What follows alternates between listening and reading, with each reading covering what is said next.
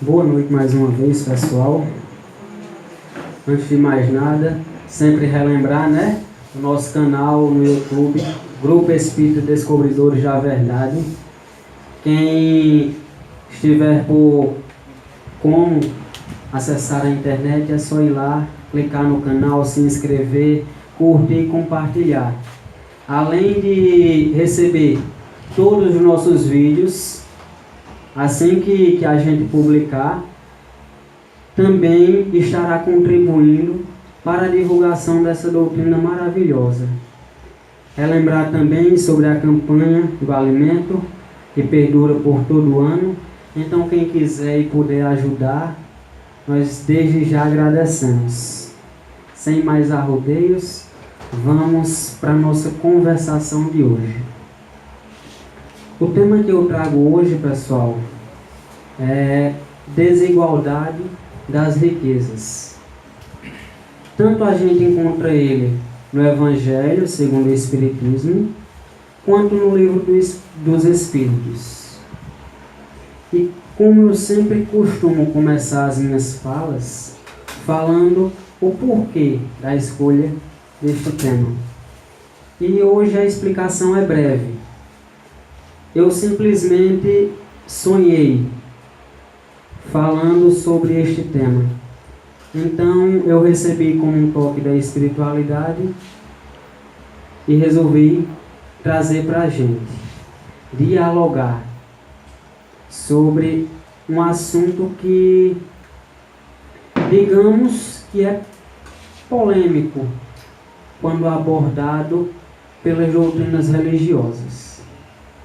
Eu vou contar uma historinha, eu não me recordo se eu já contei aqui a vocês, mas se contei eu vou relembrar. Antes de eu me tornar espírita, eu não tinha religião.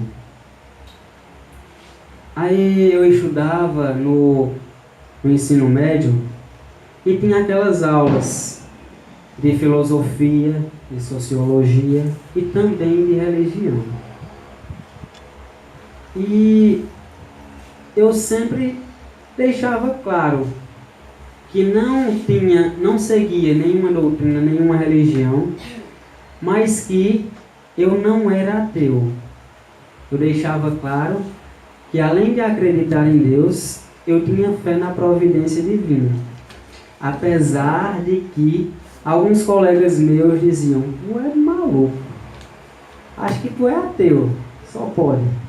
Mas não, eles diziam isso porque eu me posicionava de maneira firme sobre o meu pensamento para com as religiões.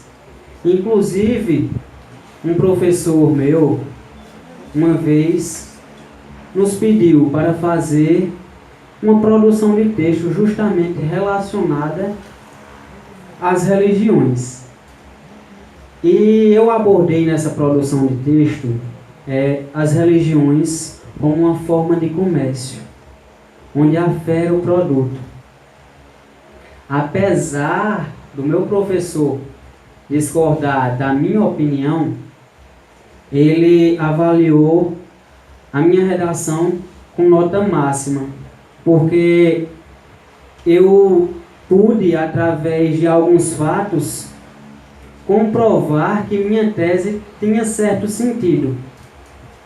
Desde o Tratado de Latrão, que foi um tratado que o Papa da Antiguidade fez com Alberto Mussolini, líder do fascismo, até as datas atuais. Mas com o passar do tempo, eu me tornei espírita. E por que eu me tornei espírita? Sendo que eu tinha um posicionamento firme quanto ao meu pensamento sobre as religiões. Sabe por quê, pessoal?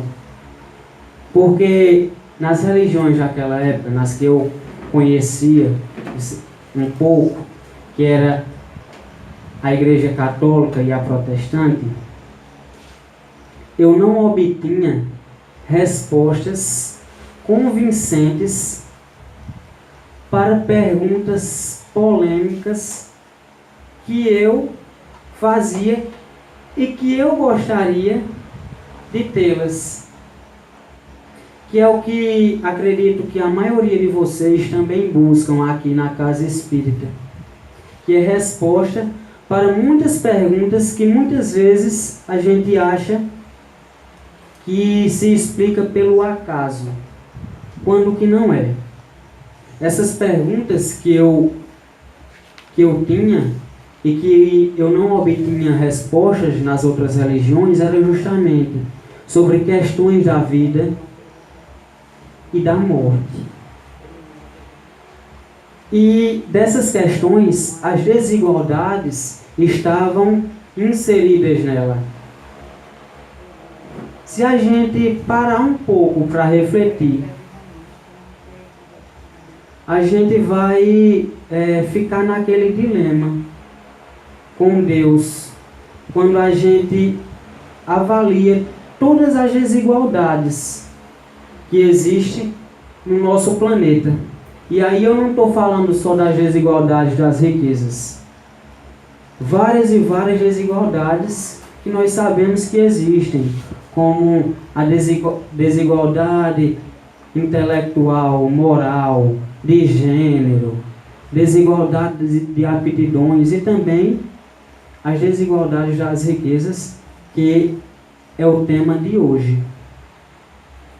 E a gente fica se perguntando, a primeira pergunta que vem na nossa mente é a seguinte: bom, Mateus, a doutrina espírita faz questão de dizer e deixa claro que Deus é bom, que Deus é justo e que Deus é amor. Mas vem cá, onde se encontra a justiça e o amor de Deus com tantas desigualdades no nosso planeta? Se eu for buscar, com todo respeito, estas respostas em outras doutrinas, talvez eu não encontre. Mas a doutrina espírita, o espiritismo, através da ótica reencarnacionista, nos facilita a compreensão destas desigualdades. Do ponto de vista de uma única existência,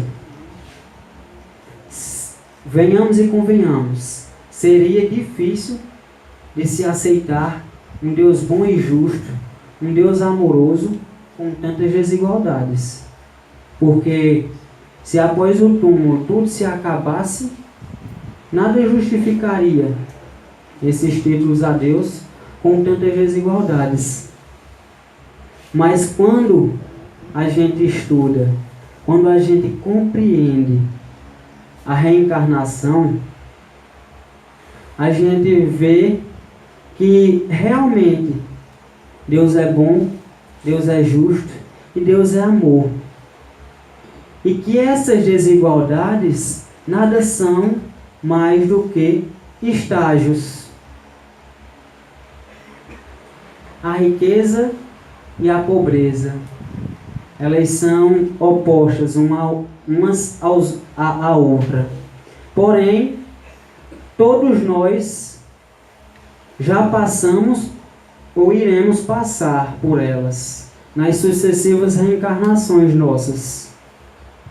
Porque, não sei se vocês estão lembrados ainda, como a gente sempre deixa claro em todas as nossas conversações, nós vivemos no planeta de quê?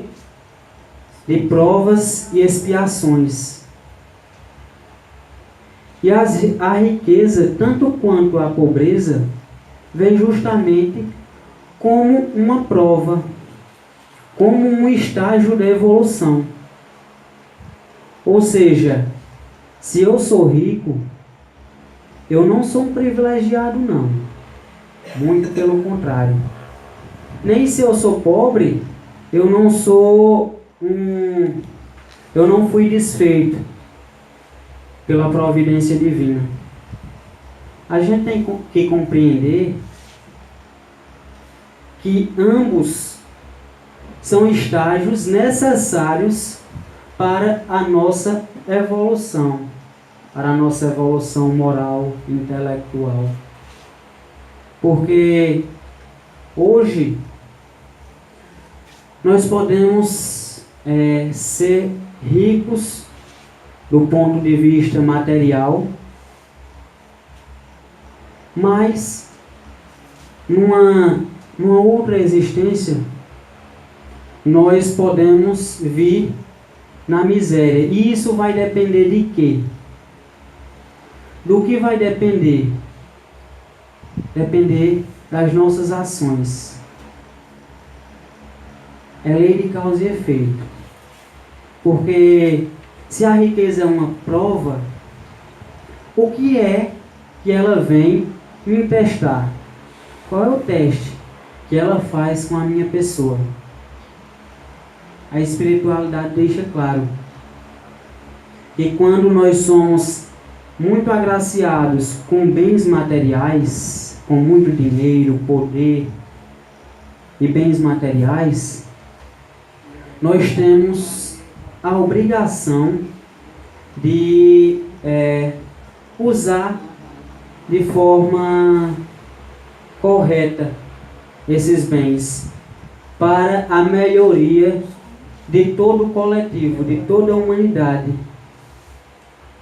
E quando nós não fazemos isso, nós pagamos na mesma moeda, vindo em outras encarnações, na miséria.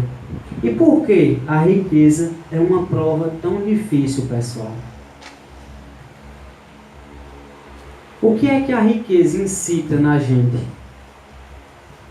O orgulho de se achar melhor do que as outras pessoas, o egoísmo, a gente quer tudo pra gente, a cobiça, que quanto mais a gente tem, mais a gente quer ter, os vícios mundanos, porque quando a gente é agraciado, quando a gente tem muito dinheiro, a gente sai gastando à torta e à direita, muitas vezes com coisas fúteis, coisas que não têm nenhuma relevância para o nosso próprio bem, nem para o bem comum da humanidade. E por isso, a pobreza seria uma prova mais fácil?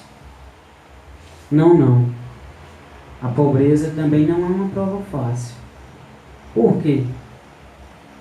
Porque o que é que a pobreza incita também na gente?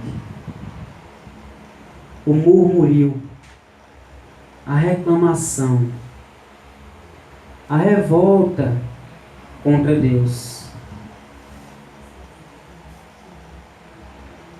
E vocês sabem que essa revolta nos atrapalha e muito nos nossos planos. Eu vejo que muitos de nós, idealistas que somos, almejamos um planeta extremamente igual. Muitas pessoas até se questionam.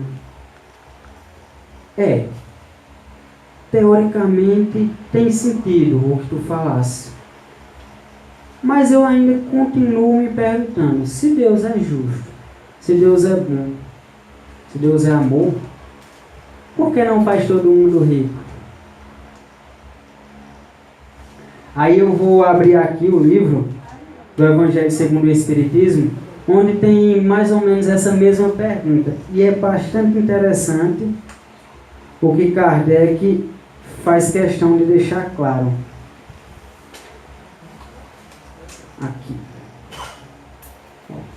Primeira questão que se apresenta é esta: por que todos os homens não são igualmente ricos? Aí Kardec responde a pergunta: não são por uma razão muito simples, é que eles não são igualmente inteligentes. ativos e laboriosos para adquirir, nem moderados e previdentes para conservar. Eita, esse meu irmão. Sempre fica essa mesma pergunta. Sempre fica. Porque todos os bens da terra não são divididos igualmente para os 6 bilhões de seres humanos que habitam neste planeta. Me respondam. Vocês acham que seria o justo que isso acontecesse? Todos os bens da terra serem divididos de forma igual para todos os 6 bilhões de pessoas que habitam neste planeta. Seria justo, pessoal? Agora eu pergunto, por quanto tempo o equilíbrio e a harmonia do nosso planeta se manteria caso isso acontecesse? Muito pouco. Muito pouco tempo. Sabe por quê? Porque nós temos necessidades diferentes. Nós temos pensamentos diferentes. Nós temos desejos diferentes. E aconteceria que uns fariam multiplicar, enquanto outros, em pouco tempo, gastariam essa parcela. É o que acontece também na parábola dos talentos. Muitos de nós não multiplicaríamos estes bens. E tudo voltaria ao estado em que vivemos. Além de que a providência divina é realmente maravilhosa nos seus desígnios. Porque ela concentra maior parte de bens com uns do que com outros. Porque essas pessoas irão conseguir fazer com que estes bens beneficiem uma maior parte dos nossos irmãos, das pessoas que aqui habitam.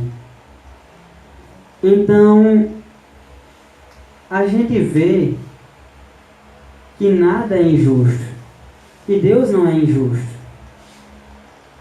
que Deus realmente é amoroso para conosco.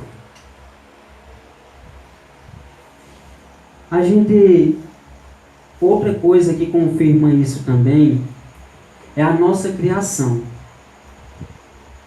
Ela explica também um porquê dessas desigualdades que existem. Como assim a criação? A gente sempre fala aqui que Deus nos cria simples e ignorantes, certo? É verdade. E por que nós não temos os mesmos bens, se nós somos criados simples e ignorantes? Por causa das nossas escolhas, mas porque também a nossa criação se deu em tempos diferentes. Muitos de nós, uns foram criados antes e outros depois. Isso faz com que tenhamos também necessidades diferentes.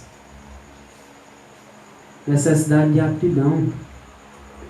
Tem alguns espíritos que são mais evoluídos do que nós e almejam coisas diferentes das nossas. Enquanto que existem também espíritos com um grau de evolução menor e que igualmente almejam coisas diferentes das nossas. Isso faz com que tenhamos essas desigualdades, mas que, se a gente compreender bem essas desigualdades, que mantém o equilíbrio e a harmonia do nosso planeta. E falando assim, parece até que eu estou recriminando quem idealiza o mundo de forma igual. Muito pelo contrário. Eu também quero que o mundo seja melhor. Mas não é com esse pensamento de que se os bens materiais fossem divididos igualmente, o mundo seria melhor. Não, pessoal. O mundo será melhor e mais igual quando a gente passar a enxergar os nossos irmãos de caminhada como semelhante. E é isso que o Mestre Jesus veio nos ensinar há mais de 2000 anos atrás. Eu falei bastante das riquezas materiais, porque quando se fala em riqueza, logo nos vem à mente justamente os bens materiais. Quando se fala em riqueza, para nós, para muitos de nós, é sinônimo de quê? De riqueza, de poder e de posses. Quando que não foi essa visão de riqueza que o Mestre Jesus nos trouxe há mais de 2000 anos.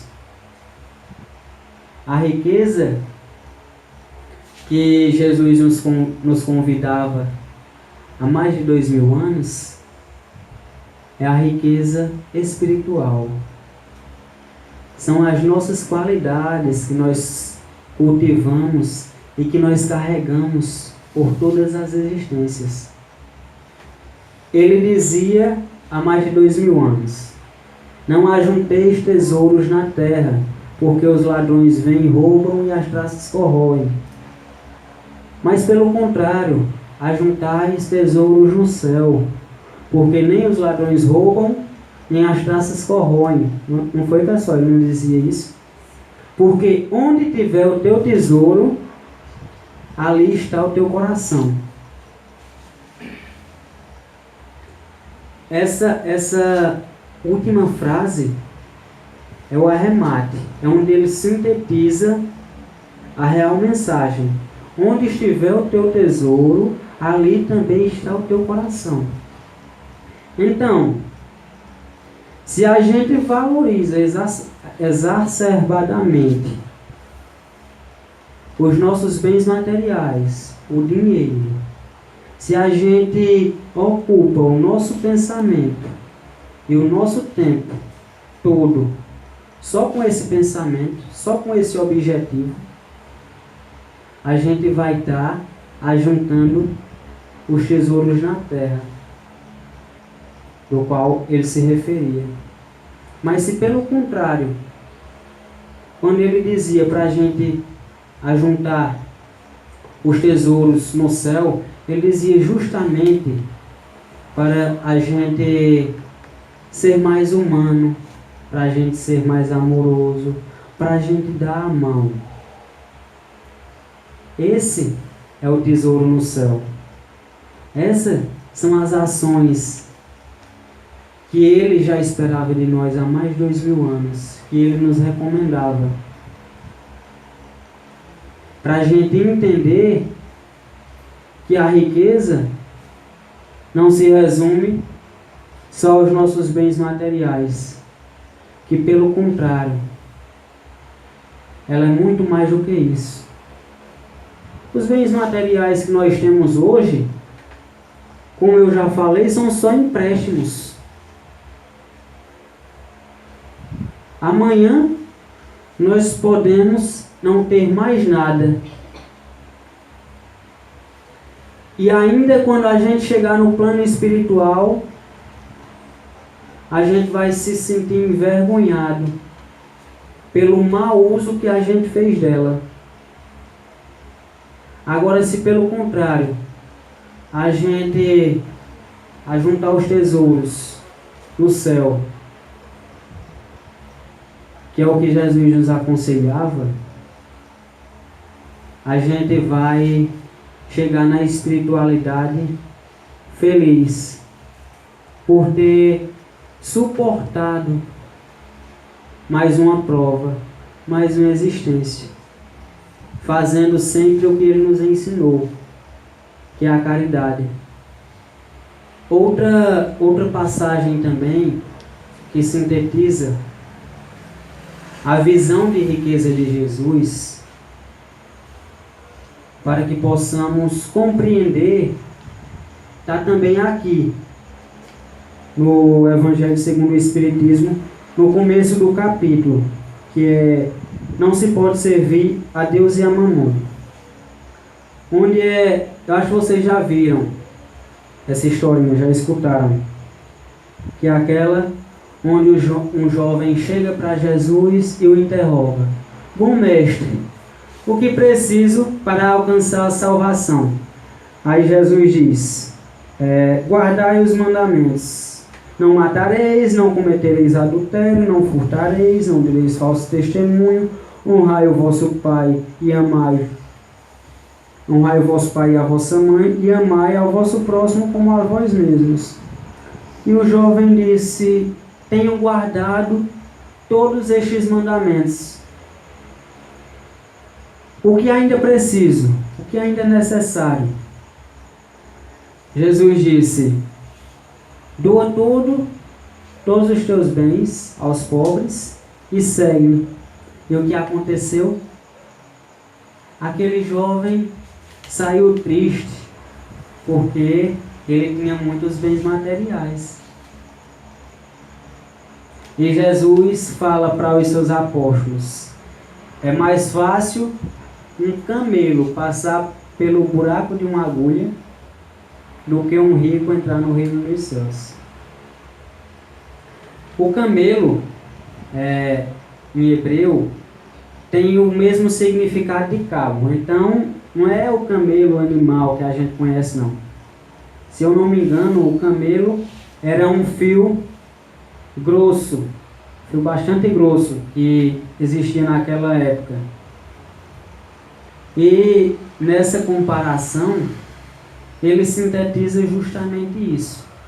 A dificuldade do rico entrar no reino dos céus é pelos arrastamentos que a riqueza provoca. E nós, imperfeitos que somos, nos deixamos levar por esses arrastamentos. Não é, pessoal? A gente, quando está bem financeiramente, a gente se esquece de Deus. E Deus e o Mestre Jesus, aliás, justamente para nos mostrar também que não basta guardarmos e exercitarmos todos estes mandamentos sem cultivar em nosso coração uma das tarefas mais importantes ao qual ele nos ensinou, que era justamente o da caridade. Aquele irmão praticava todos aqueles ensinamentos de Jesus, porém ainda tinha um apego muito grande aos seus bens, e isso o impedia de alcançar a real salvação. Então, que possamos nós compreender o real significado da riqueza, que ela não está restrita aos bens materiais, e que se temos, que se possuímos, e tenhamos sabedoria para usá-la com proveito em favor de muitos irmãos. Se não a temos, que possamos não murmurar, mas que o mais importante de tudo é que nós possamos regar dentro de nós a riqueza ao qual Jesus nos ensinou, a riqueza do coração, que possamos buscar os melhores sentimentos, os melhores pensamentos, que possamos fazer a nossa reforma íntima, que possamos praticar a caridade, porque tudo isso, sem dúvida nenhuma, é sinônimo de riqueza. E mais importante, é a riqueza como Jesus a entendia. Boa noite a todos, muito obrigado pela paciência e pela compreensão.